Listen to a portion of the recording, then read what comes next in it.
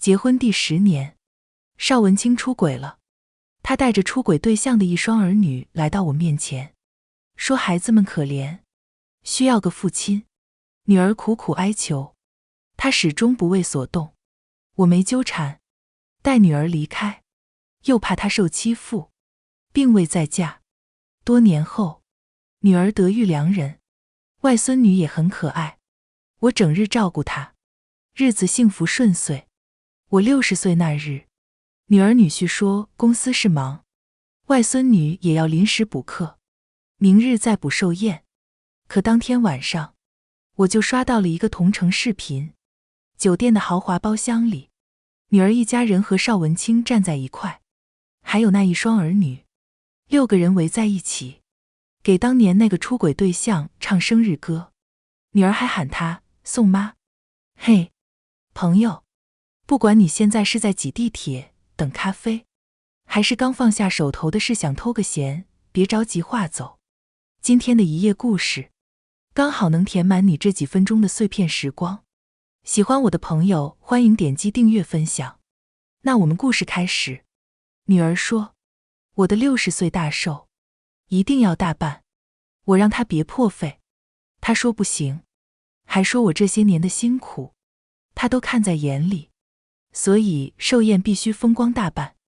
我心里暖滋滋的，很是感动。这些年我一个人带着女儿，看着她长大，又看她结婚生子，女婿很孝顺，把我当亲妈一样照顾，外孙女也很可爱，会甜甜喊我外婆。我很幸福，被邵文清背叛的痛，这些年也在一点点被治愈了。所以女儿主动提及要大办寿宴时，我是真的感动，也期待着60大寿那日。人老了，喜欢热闹，更想看儿女绕膝，这日子才有盼头。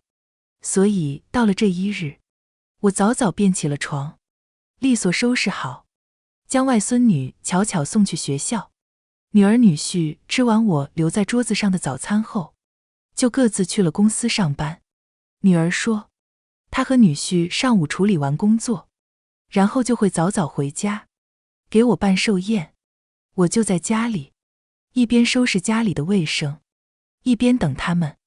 可等了好久，过了约定的时间，女儿还没有回来，怕她出事。我刚想给她打个电话，女儿的电话便来了。妈，我公司临时有重要的事情要处理，向安那边也是，太突然了，没办法请假，可能今天我们不能给你过生日了。女儿说话的语气充满了愧疚，我有些失落，但孩子们的事业更重要，所以我努力平复心情，然后同她说，没事，工作最重要，你们安心工作，待会儿我去接巧巧放。对了，我话还没说完，女儿突然开口，打断了我的话。妈，今天你生日，就不要忙了。巧巧那边，我朋友刚好下午要经过学校那里，会顺带接巧巧放学，送到我公司来，你就在家好好休息。想着女儿工作繁重，巧巧年纪又小，我忍不住开口，要不还是我去接吧，你工作那么忙，这小丫头正是顽皮的年纪，会吵到你工作的。听着我的话，女儿像是有些着急，连着音量也提高了好多。哎呀，我朋友顺路，妈，你就不要担心了，好好在家休息。巧巧那边你不用管，我一会儿还有个会，就不和你说了哈。他刚说完，就迅速挂断了电话，再也没有给我开口的机会。我听着电话那头的嘟嘟声，忍不住叹息，女儿工作那么忙，最近都清瘦了不少，所以我又进了厨房，打算给她和女婿炖一只老母鸡，补补身体。老母鸡要炖很久，家务也做完了，所以我坐在沙发上，拿出手机，打算先休息一会儿。年纪大了，闲来无事就爱刷视频。我点开视频推荐页，连刷了好几个，没什么好看的。刚想退出来，却不小心点到了同城，只一眼，我就认出了封面那个女人的背影，是我女儿王怡。视频是半个小时前发布的，我果断点开视频，看着场景像是酒店包厢，女儿站在桌子前，旁边的女婿牵着巧巧，3个人脸上都挂着笑。王怡略微偏过脑袋，镜头就转向了一旁，然后我就看见了邵文清。如果说这辈子我最恨的人是谁，那一定毫无疑问就是邵文清。年少时相爱，我以为能够幸福顺遂一生，直到结婚的第10年，她曾经初恋的丈夫意外车祸，只留下初恋和一双儿女，孤儿寡母的好不可怜。起先，她是背着我偷偷接济他们，后来被我发现，我们大吵了一架，她赤红着一张脸，骂我心肠太狠。再后来，她抱着初恋的一双儿女，将离婚协议递给我。她说小泽和微微年纪都太小，不能没有爸爸，所以她要和我离婚，然后跟初恋在一起，去当这2个小孩的父亲。她说这话时，我们的女儿邵怡抱着她的大腿哭泣不止，哭说着爸爸不要离开。可邵文清转身走的却是那样干脆，我也没过多纠缠，要了他大半身家，然后带着女儿离开。我给女儿改了姓，随我，姓王，叫王怡，怕王怡会被继父欺负。我没有再嫁，只专心照顾她，看着她一点点长大，考上大学，恋爱结婚，然后又生了可爱的巧巧。而在这个过程中，邵文清一直都未曾出现过。偶有听闻，他和初恋没有再要孩子，将那一双儿女当作亲生子养大，任劳任怨。王一曾经和我说，他同我一样恨邵文清。我以为当年离婚时已有记忆的他，会记得我心里的痛，将他们避如蛇蝎。可我没想到，他们私底下竟然还有联系。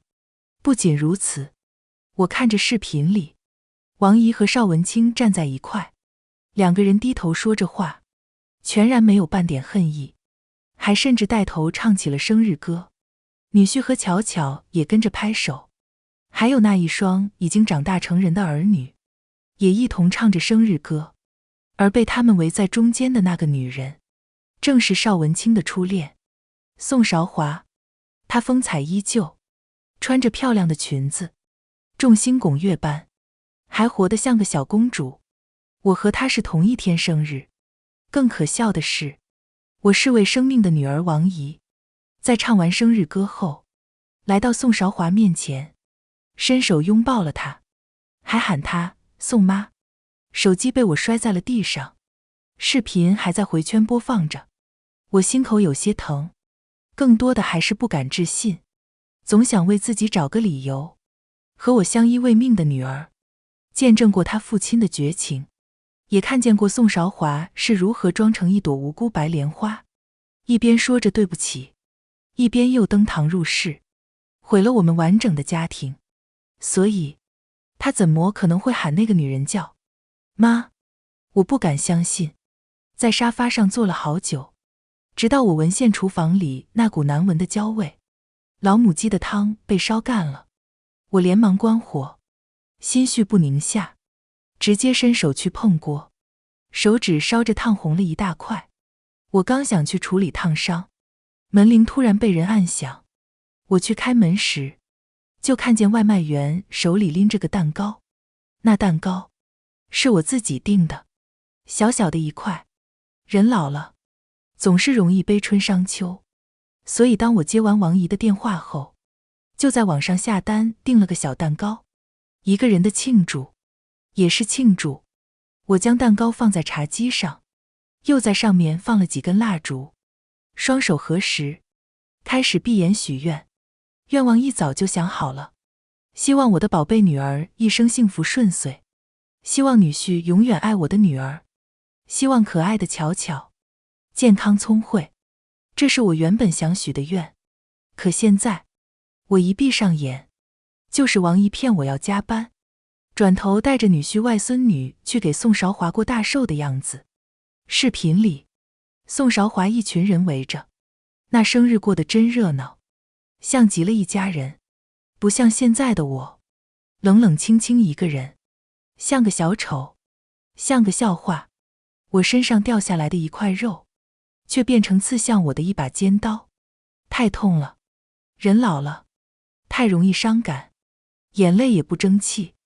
我一边抹着泪，一边又许下新的愿望，希望在我剩下的日子里，我过得开心快乐。是了，这么多年的愿望都是为了孩子，从来没有为过自己。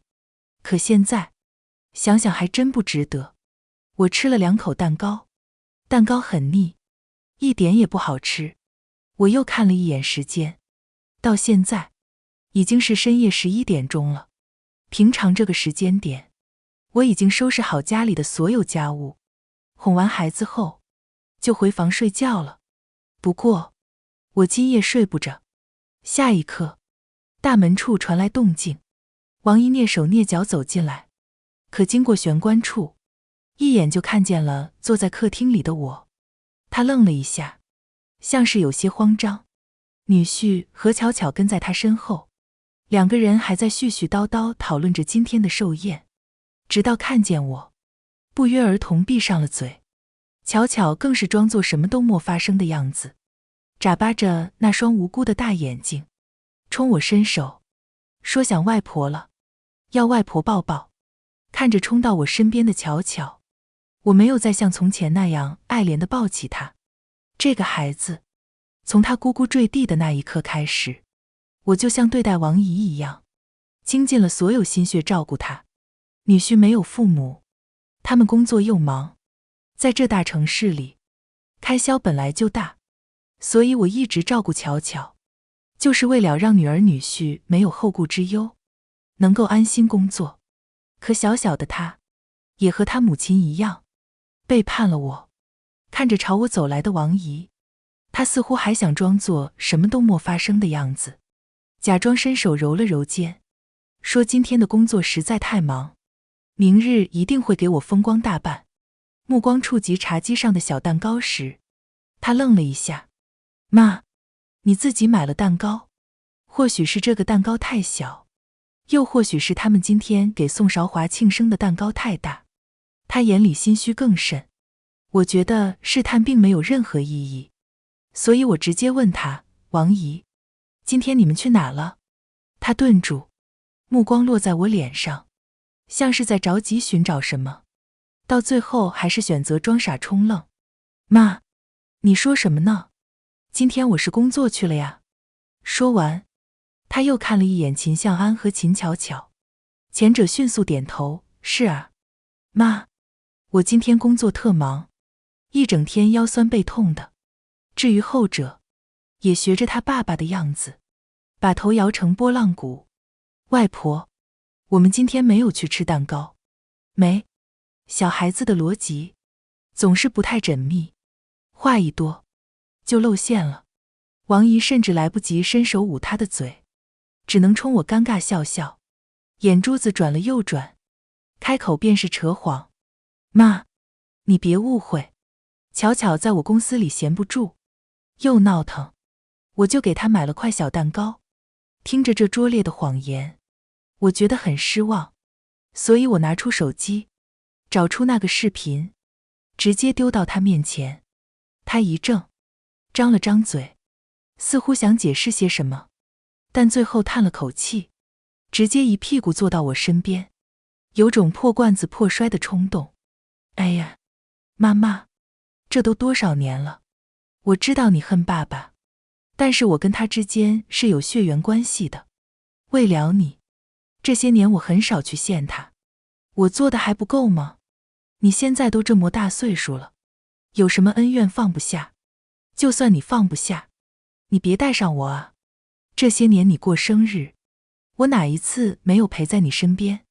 宋姨跟你同一天生日，虽然她嘴上不说，但她很希望能够一家团圆，所以我就想着，反正咱们住在一起，哪天过生日不是过，我就先给他过完生日，明天再给你补不就行了吗？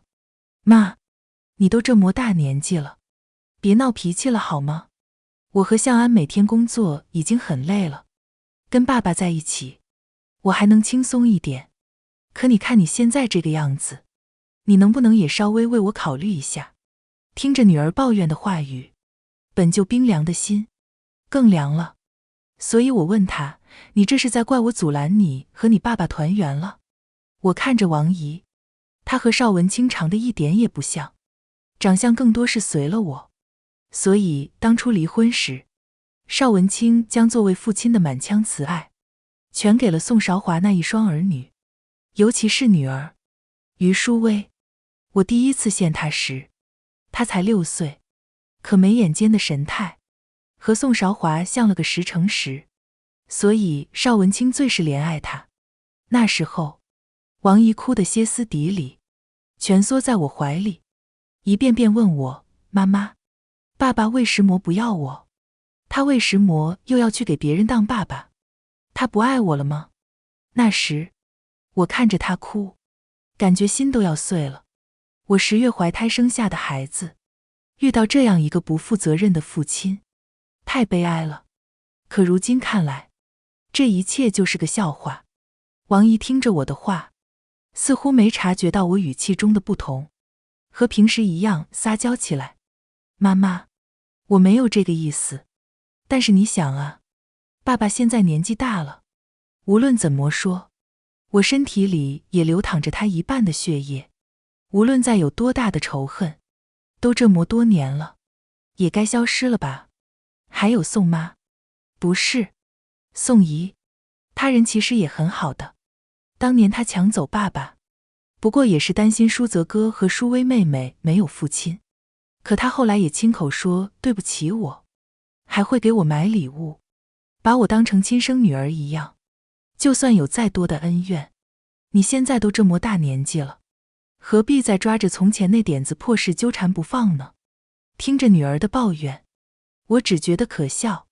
从前那个头也不回就将他抛弃的父亲，他藏在无数个深夜，哭喊着扑进我怀里，一遍遍问我爸爸为什么不要他。还有宋韶华，知三当三，只是买了个礼物，王姨竟然就能不计前嫌了。所以我直接甩开了他的手。王姨，所以在你看来，我不原谅邵文清和宋韶华，是我在无理取闹。女儿点点头，一副理所当然模样。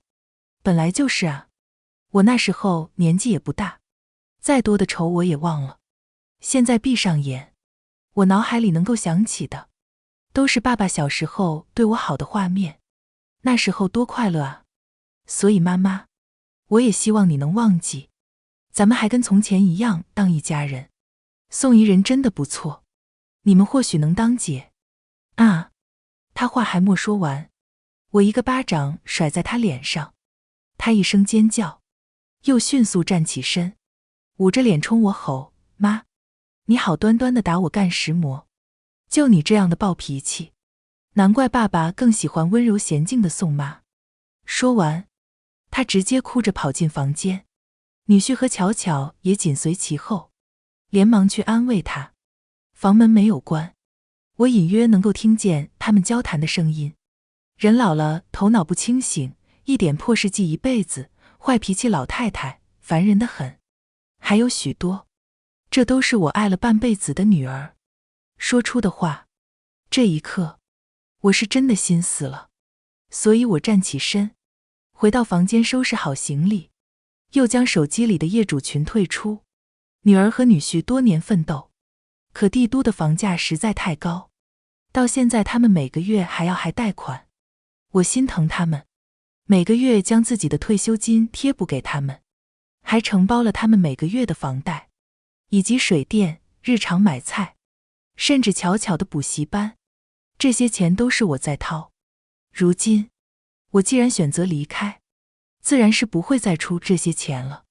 至于我不出这些钱，他们是否能够负担得起，就不在我关心的范畴内了。除此之外，我其实还有套房产，没告诉任何人，包括王姨。当初我是为了防女婿，怕他会和邵文清一样变心，所以房产写在我名下，想着等我100年之后，再把房子过户给女儿。现在看来，大可不必，而那套房子也会成为我日后的栖息之地，每个月再拿着一笔丰厚的退休金。其实我一个人就可以把日子过得很好。我出房间时，王姨哭泣的声音还没停，茶几上的蛋糕也还摆在那，一切都是那样的狼狈。所以我拖着行李箱，没有任何犹豫，直接离开。等我安顿好时，已经是凌晨3点钟了。洗完澡，躺在床上，打开手机一看，没有一个未接来电，有没有任何未接资讯？好歹是养了20多年的女儿，到底还是有些心痛。不过痛些也好，不会舍不得，也不会自己劝自己回头。我将每天早上要定的闹钟取消，然后关上灯，盖上被子，将脑子里的那些杂念全部摒弃，闭上眼睡觉。这一夜，我睡得不太好，脑子里反反复复，总会梦到从前和王姨相处的场景。那时候，邵文清执意和我离婚。我虽然拿走他大半身家，可女儿终究太小，又因为这件事情遭受了太严重的心理创伤，甚至一度都不能去上学。我没有办法，只能暂时辞掉工作，每天陪在他身边。他睡觉总是不安稳，睡到一半就会做噩梦，哭着喊爸爸妈妈别离开他。我就抱着他，唱着从小哄他睡觉的儿歌，在他旁边坐一夜。他安稳睡了一夜，而我腰酸背痛，胳膊更是半天都缓不过劲。那时候的王姨见我难受，会握紧我的手，然后开始给我按胳膊，一边按一边说：“妈妈，我给你捏捏，就不疼了。”那时候她是真的很乖。我长舒一口气，睁开眼，拿起手机看了一眼时间，虽然已经关掉了闹钟，可这磨多年的习惯，体内的生物钟苏醒，到点我便醒了过来。往常我会先去厨房准备早饭，然后喊乔乔起床。他年纪小，每次都会在床上磨蹭半天，我边哄边抱，帮他洗漱好，再给他扎个可爱的小辫子，然后让他吃早饭。等他吃完，我就送他去幼稚园，然后再回到家。这时候的王姨和秦向安已经吃完了早饭，在去往上班的路上，我就开始收拾碗筷，然后再收拾卫生。总之，忙忙碌碌一整天，就围着这一大家子人转，几乎没有半点自我。现在好了，我起床后，只用做自己一个人的早饭，吃完后就下楼到社区里散散步，活动活动筋骨，日子舒适且随意。不过，莫等我散步回来，王姨的电话就打了过来。她第一个电话打过来时，我并没有接，她又打了第2个、第3个，直到打了第5个电话时，不小心误碰，点了接通。我没有按免提，但是电话那头王姨的声音却依旧大得惊人。妈，你一整晚跑哪儿去了？你都多大年纪了？还是小年轻，动不动就离家出走。巧巧你也不管，他上学都要迟到了，早饭你也不做，你要让我们饿肚子去上班吗？你知不知道我还有一个很重要的会，根本耽搁不起。声声质问，仿佛照顾他们成了我的责任。我没说话，但电话那头的王姨却还在说个不停。我就让你帮忙给我带下孩子，做饭，打扫家务，你在家里享清福。我和夏安为了这个家起早贪黑，你现在说闹失踪就闹失踪，你不觉得你很过分吗？过分，我忍不住苦笑。这就是和我血脉相连的孩子，我将一生都奉献给了他，而他似乎从来看不见我的辛苦，认为这一切都理所当然。如果是说昨天，我或许还有些难过，有些对这些年相依为命的不舍，那么从现在开始，我是真的对他失望了。王姨，我虽然住在你家，但你的月供以及一切花销，全部都用的是我的钱。我辛辛苦苦照顾这个家，如果你觉得这是在享清福，那以后这一切就由你来做好了。至于我，既然你不喜欢我这个妈，我也不要你这个女儿了。说完，我直接挂断电话，再不理他。但到底还是被影响了些情绪，所以我上楼又换了身衣服，打算去商场逛一逛。这些年，一直围着王姨和她的丈夫女儿转，我很少去商场，也没怎么给自己买过衣服。现在这一切重担全都丢弃，我的存款以及每个月的养老金，足够让我好好生活，买些漂亮衣服，好看的包包首饰，成为一个潇洒又自由的小老太，也不无不可。但我莫想到，我难得这么尽兴逛一次街，居然会在商场里遇见邵文清。他和宋韶华并肩而行，两个人逛进一家服装店，正好和我打了照面。邵文清看见我，眼神有些躲闪，宋韶华则是嘴角含笑，一脸得意走到我面前，跟初次见面时一样，还是那样讨厌。王若书，你也来买衣服了？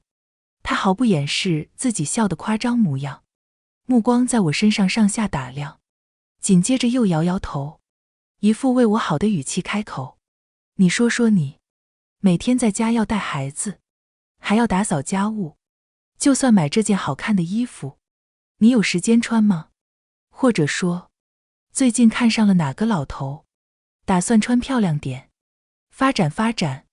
人的天性总是爱听八卦的。他说话声音不小，以至于同在商店里的许多客人都忍不住侧目。对于这个现在可以称为老小三的女人，我也毫不客气。等着越来越多的目光聚集过来时，我就直接惊呼出声：那怎么能够比得了你呢？当年刚死了老公，就抱着一双儿女扑进我老公怀里，就凭你这样的本事，这么多年，我可真是学都学不会呢。在场的人经历了多少年的风雨，大多有阅历，所以有些话不用说得太清楚，也能够窥见其中的深意。刚进店的一个顾客更是直接开口惊呼：哦，原来是老小三啊！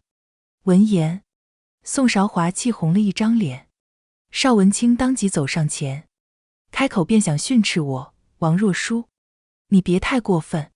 我笑了，转头看向那个顾客，又伸手指了指邵文清：喏，这就是当年被勾走的男人，说什么别人孩子莫把，他就果断抛弃了自己的女儿，上赶着给人当爹，孩子到现在也不跟他姓，他也满不在乎，是不是很伟大？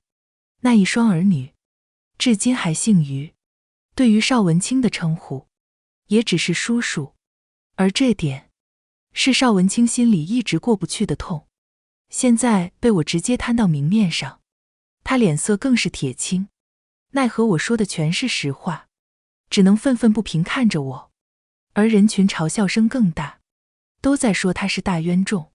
宋韶华也气到不行，说不过我，就准备拉着邵文清离开，可偏又是那么巧，这个点刚好是下班时间，王姨出现在商场里，刚好和宋韶华打了个照面。宋妈，你怎么了？王姨见她脸色难看，当即焦急询问。宋韶华刚才还生气到不行，此刻看着围在她身边的王姨，瞬间就挺直了腰杆，接着转头看我：你妈妈到现在还生我的气呢，也怪我，不该让你来给我过生日。说话间，宋韶华便低下了头，一副委屈到了极致模样。王姨抬眸看向我，或许早上还攒着气，所以她毫不避讳地拉住宋韶华的手，然后大步走到我面前，开口便是斥责：妈，你有必要一直闹脾气吗？你看看宋妈，性子温柔又善良，你动不动就闹脾气，是个男人都知道该选谁，真是我生的好女儿。这刀子专插我心窝肺管，所以我直接抬手狠狠甩了他一巴掌。我身上掉下来的一块肉，怎么样也不该成为刺向我的一把尖刀，这实在太讽刺了。妈，你又打我。他捂着脸，一脸震惊模样。我冷眼瞧他，那颗原本还会因此而有些痛的心脏，现在一点点趋于愤怒，然后一点点平静，是失望过后的极致冷静，让我觉得眼前的王姨无比陌生。这样陌生的孩子，不是我的女儿，我不要。所以我直接伸手推了她一把，将她往宋韶华和邵文清身边推。既然你更喜欢他们，那以后你就喊他们爸妈。我没那个福气，也不想再当你妈了。她像是被我气笑了，直接伸手挽住宋韶华的胳膊，就像是为了故意气我，大声说：不当我妈就不当我妈呗，我还不想要你这样情绪不稳定的妈呢。宋妈那么好，我今天就要去他们家吃饭，我们一家人会其乐融融，不像你永远念着过去那点子破事儿，一天天地就知道埋怨人。他动作幅度太大，以至于放在口袋里的身份证就这么掉落在了地上。听着动静，我习惯性低头，身份证反面朝上，照片应该是最新拍的，而名字那栏是邵姨，所以我放在心尖上的女儿，在很早之前就偷偷背着我，重新将姓改成了邵。邵姨也注意到了我的目光，到底还有些心虚，摸着鼻子解释：不就是一个姓吗？自古以来，不都是跟爸爸姓吗？而且爸爸这边又没有跟他姓的孩子，你是女的不介意，但总不能让爸爸这边绝后吧？哎呀，就是一个姓，你有必要这么计较吗？邵姨自己越说越生气，哪怕我什么都没说，她还是露出了一副不耐烦模样。我盯着那个名字看了好久，从前是他亲口说不要爸爸，他说我们相依为命，是唯一的家人，所以他要跟我姓，叫王姨。现在他是邵姨，这就意味着我们之间最后一点关系都没有了。我冲他摆摆手，语气平静：没事，你想姓什么都好，跟我没关系。毕竟我是真的决定不要这个女儿了。回去的路上，我就将邵姨的联系方式全部拉黑了，彻底断了所有联系。我看了看存款，又瞅了眼这个月刚到账的退休养老金，果断在网上找了一个精致小团，然后收拾行李去旅游。这些年，一心都扑在那个邵姨身上。大好山河我未曾去见过，以前他总说，等以后长大了，等毕业了，等找到工作了，等结婚了，都生孩子了，等孩子长大了，就带我去旅游。可等了一次又一次，等了一年又一年，都没有等到他带我旅游的那天。好在我现在一个人，也可以看遍大好山河。我就看了山，又去陷了海，跟同在一个小团的人交谈甚欢。我姑且称她为梅姐。梅姐和我一样，一辈子都扑在家庭上，最大的心愿就是希望老伴和孩子能带她去外面逛一逛。可这点心愿却被他们斥责，说梅姐不懂事，年纪大了就该在家里乖乖带孩子，整天想着去外面疯，一把年纪不知羞。所以她伤了心，拿着这些年的存款，拉黑家里所有人，来了一场说走就走的旅行。我们意气相投，有着差不多的经历，所以一路上都玩得很开心。甚至在临别前，我俩还互加了联系方式，约定好下次旅游的时间。不过有开心就有烦恼，那个小团里有一个比我大1岁的老头，他早些年老婆因病去世，孩子也陆陆续续大，有好几个孙子孙女，日子过得还快活。但他说，家里没一个女人，总是有些孤单。知道我早些年就离了婚，眼睛噌亮，说他愿意跟我凑合凑合，一起搭伙过日子。我不愿意，也不打算理他。结果他却追到了我家门口，拖着行李箱回到家，东西还没收拾好，就看见他捧着一大束红玫瑰站在我家门。若叔，你说说咱俩，年纪差不多，你离了婚，我也没老婆，要不就搭伙过日子，我也挺喜欢你，以后我的存款都交给你，也不需要你做什么，孙子孙女的，我儿子女儿会照顾，你就只需要照顾好我，给我洗衣做饭，没事陪我一起出去散散步，儿子女儿忙不过来时，你就帮忙带带孩子，很轻松的。听着他的话，我深深吸了一口气。如果我再年轻个20岁，我提起拖把就往他脑袋上招呼，但现在毕竟年纪大了，怕拖把还没提起来，就把腰给折了，所以我直接打电话给保安，让他把人给撵走。若叔，你干嘛要这么绝情呢？你难道不喜欢我吗？虽然我现在60多岁，但是也算是个帅老头，你带出去也有面子，你这么多年都没老伴，难道不寂寞吗？保安一边将他撵走，他一边挣扎开口。我终是忍无可忍，拎着手里的垃圾就朝他身上招呼，动静太大，以至于刚走进社区的少姨一眼就看见了我。妈，你怎么在这里？他快速朝我走来。我出去旅游玩了3个月，身心舒畅下，当时还吃胖了好几斤，不像他，憔悴到不行，一看就瘦了不少。我没说话，他走到我面前，指着旁边还在不断挣扎的老头，像是忽然意识到了什么，当即就伸手指向我。妈，你都多大年纪了，居然还想找老伴，你到底知不知羞啊？他满眼谴责，一副气到不行模样，然后用包不断砸那个老头，让他滚，边砸还边骂。妈，你是没脑子吗？你这个年纪，还有老头惦记你，十有八九就是为了你的财产，你还傻乎乎地陷进去。赶走了那老头，他又看着我，指了指我身后的社区。怎么，这段时间死活不接我电话，一个人在这里租了房子，日子过得还挺潇洒啊。他像是想到了什么，很不高兴，接着说，你倒是潇洒了，当甩手掌柜，什么也不管。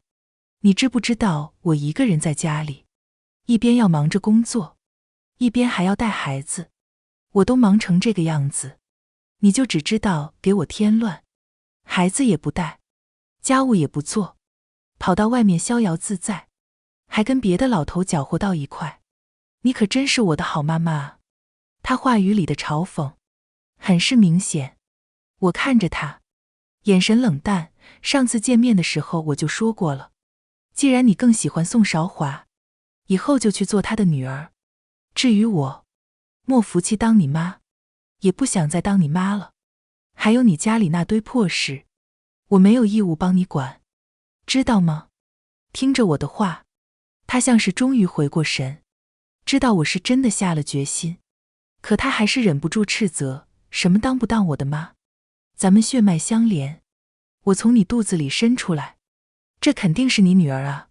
你早点回家吧，家里一堆破事呢，之前都是你在交月供，还有家里水气电费啥的，你突然间跑得无影无踪，你知不知道这让我和向安束手无策？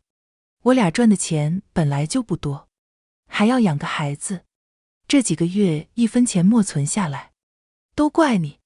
听着他斥责的话，我又是一个巴掌甩过去，滚！到底是彻底失瞭望，所以我不想听他多说话，转头就往里走。他捂着被打的脸，站在原地跺了跺脚。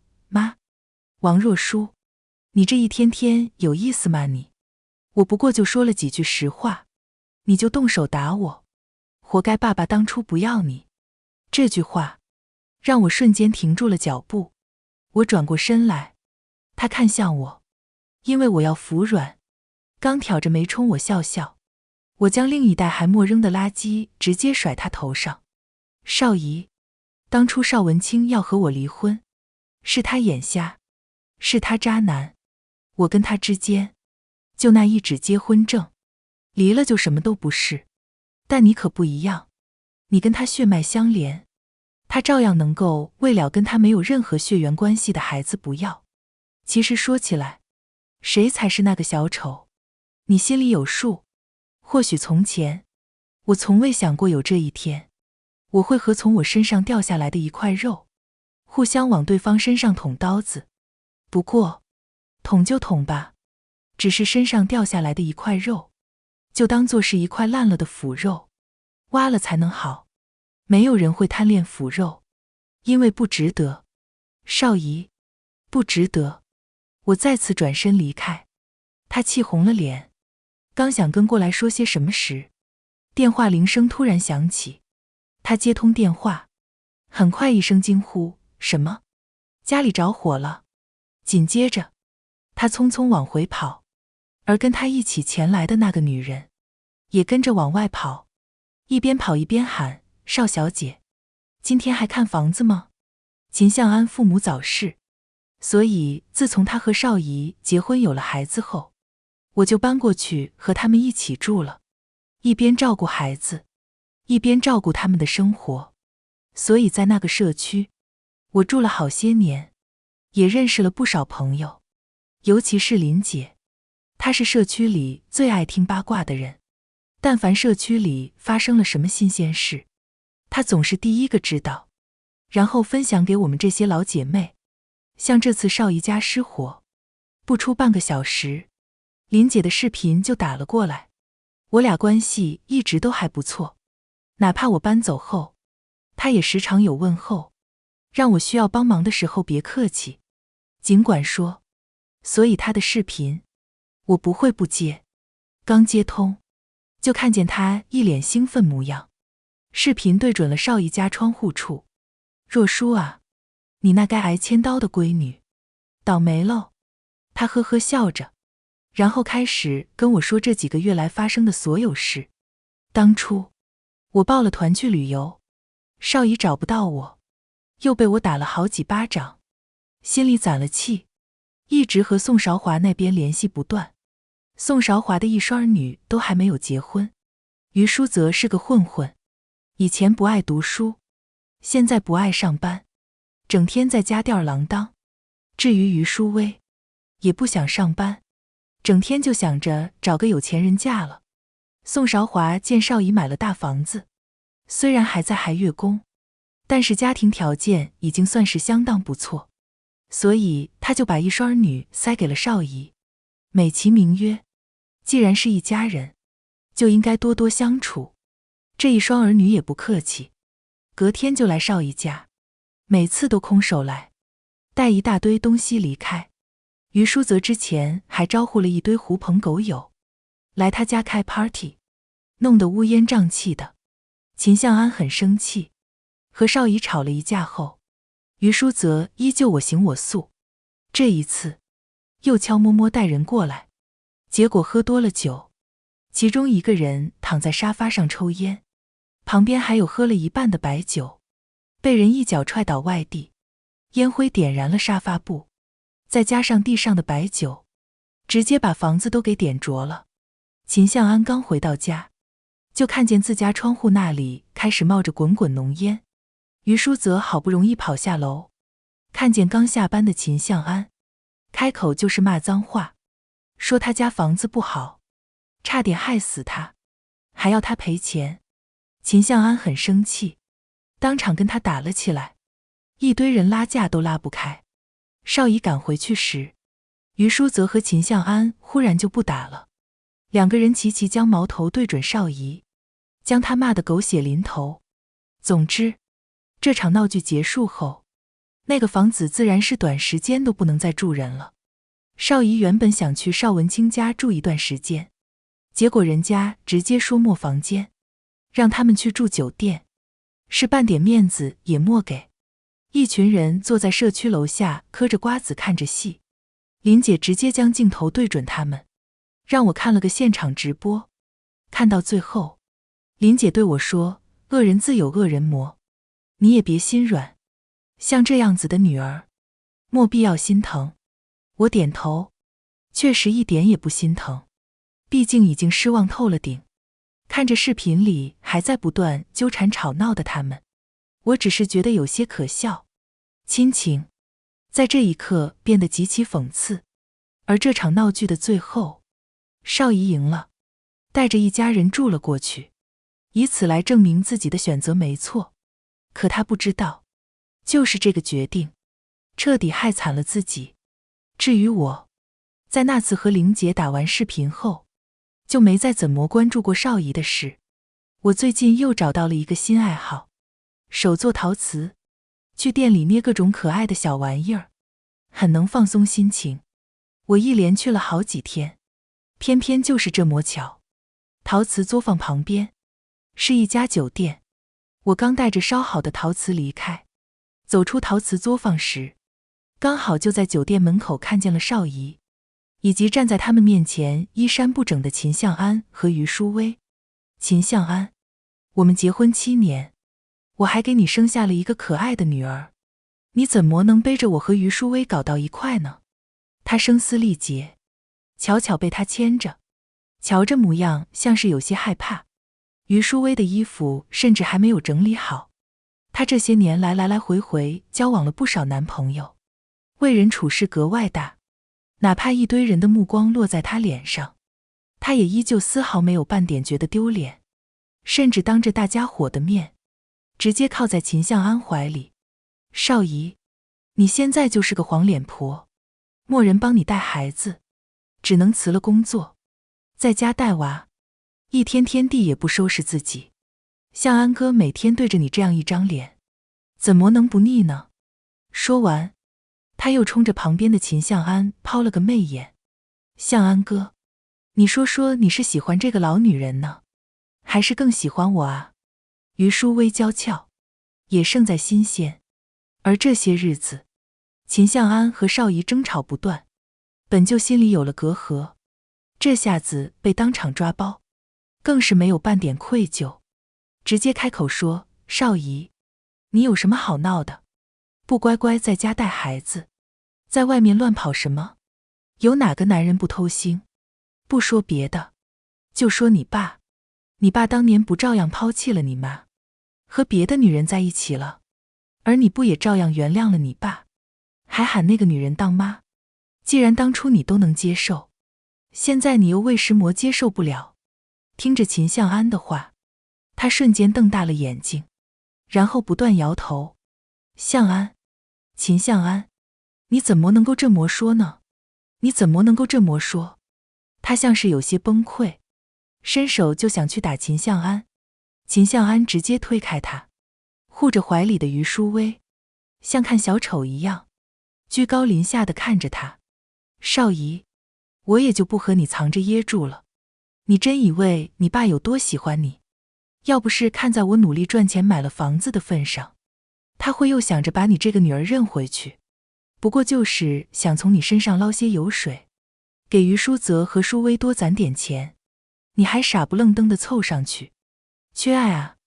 不过你也算是做了件好事，淑薇知情识趣，比你有情趣多了，咱们俩离婚吧，孩子我不要，给你，钱一人一半，你赶紧走。既然你能够认同你妈现在的结局，我想你应该也就不会有脸继续纠缠，对吧？这一句接着一句，句句话都是往邵姨心窝上戳，她愈发歇斯底里，痛哭不已。于淑薇依旧是那副平静模样，还伸手撩了撩头发，又弯腰看着站在她面前的秦巧巧。小宝贝儿，你说你妈妈是不是情绪不稳？这一点小事还大吵大闹的。听着于淑薇的话，少仪瞬间就瞪大了眼睛。你滚！你不许对我女儿做什么！他一把伸手扯过秦巧巧，小孩子的胳膊太嫩，他使的力道又大，秦巧巧当即就哭了起来，一边哭一边伸手拍打少仪。你是个坏妈妈，我不要你！秦巧巧，我可是你妈，生你养你，你怎么能够这么说话呢？少仪一脸痛心模样，抬手就要打孩子，秦巧巧直接上嘴咬住他手腕，疼得他一哆嗦，接着一头扎进于淑薇怀里，转头生气地看着少仪。你这个坏妈妈，老是凶我，我喜欢小姨，我要她当我妈妈。听着这话，少仪瞬间就瞪大了眼睛，她似乎想说些什么，可目光突然与在人群中的我对上，那一刻，她眼神复杂，满眼嘲弄。或许这时候的她终于意识到，曾经她对我说的那些话，如今兜兜转转，正中她的眉心。这场捉奸戏码，林姐吃了一天的瓜后，给我发了几十条60秒的语音，其中不外乎是我今天看到的那些情况。自从家被烧，一家3口住到了邵文清家，本身这夫妻俩心里就有一些隔阂，天天争吵不断，加上我不在后，秦巧巧上下学必须有人管，最后少仪辞了职，专心在家带孩子。于淑薇又瞧上了秦向安赚钱的本事，一来二回，加上蓄意勾引，2个人就勾搭在了一起。邵文清和宋韶华也知道，甚至还帮忙打掩护，就连秦巧巧也曾撞见过几次，一个棒棒糖就让他选择隐瞒。总之，闹剧到最后，是知道一切的少仪被这一大家子人赶出家门，就连他的心肝宝贝秦巧巧也哭着闹着说不要跟他，转头扑进于淑薇怀里，喊她当妈。我散步回社区时，正好就看见了社区门口的少仪，她蹲在角落里，看见我时，像一个默人要的可怜小猫，伸手拉着我的裙摆，可怜兮兮开口：妈妈，我错了，你原谅我好不好？我看着她，这个在某种意义上同我最为亲近的女儿，如果换作是从前，我一定心疼到滴血，然后不管不顾拿把刀冲进邵文清家，就算是拼了我这条命，也要为我的女儿报仇。可之前种种已经让我意识到，或许现在她的结局就是她的报应。所以看着她的眼泪掉落，我现在真的一点感觉也没有了，就像是一个陌生人掉2滴不值钱的眼泪，企图用这种方式让我原谅他，然后再顺势住进我家，继续和从前那样十指不沾阳春水，等着我把他捧在手心里当心肝宝贝。可凭什么呢？他或许曾是我的宝贝，但现在已经不是了。所以我甩开他的手，心里毫无波澜，平静开口说：你喊错了，我不是你妈妈，我这辈子的确有个女儿，不过在我心里早就死了。至于你，哪里来的回哪去，别再出现了，否则我不介意找保安，知道吗？说完，我不顾他声嘶力竭的哭喊，径直回了家。少仪又来找过我几次，我没限他，也已经决定不要这个女儿。他估摸着已经感受到了我的坚定。后来他没有再出现，而我依旧每天散步，去做陶瓷，或者去商场里买几件漂亮的裙子。人生，我现在需要好好享受享受。而又一次听到他的消息时，是在半个月后。少仪小时候受过打击，本身精神就有些问题，那时候我一日日陪伴，才让他重新变得活泼开朗。如今他被所有人抛弃，就连是为生命的女儿也不要他。他借着愿意自身出户为由，将那一大家子人聚在一起，说是要再吃最后一顿团圆饭，等吃完他就一个人去别的城市，再不回来而那顿饭是他亲手做的，而救护车也是在那个晚上出现的。少姨买了好多耗子药、百草枯，以及各种各样能在市面上买到的毒药，混在一起，放进菜里，又趁着大家毒性发作，他关紧门窗，打开煤气，等到被人发现时，所有人都口吐白沫，倒在地上昏迷不醒，各种都混在一起，哪怕吃的不多，可架不住被发现的时候太晚，这么一大家子人全都没有挺到第二天，就连6岁的秦巧巧也因此丢了命。这个新闻甚至还上了全国热搜，大家将他们的过往扒出来，知道邵文清是个不折不扣的渣男，知道宋韶华是小三上位，知道于淑则是混混，爱打架又爱调戏女孩，恶心到了极致。知道于淑薇喜欢抢人男友，和他妈一样。知道秦向安同样也是个渣男，遭人唾弃。知道秦巧巧哪怕年纪小，可骨子里的冷漠同样让人害怕。知道邵姨眼瞎心盲，最终自食恶果。全国的人都知道这群人恶心到了极致，恨不得朝他们吐口水。至于我，也浅浅上了热搜。我顺势开了直播，然后线上捏陶瓷，观看人数很多。有人觉得我太苦，给我打赏了好多钱，我就将直播所得的所有钱全部都给捐了出去，帮助更多需要帮助的人。至于我，此后无牵无挂，一身轻松，乐得逍遥自在。如果你喜欢今天的故事，不妨把它分享给身边的人，让一份小温暖变成2份、3份。下一期一页故事，我们还会带来新的一页惊喜，可能是关于梦想，关于陪伴，也可能是关于不期而遇的感动。记得准时来赴约，咱们下期不见不散。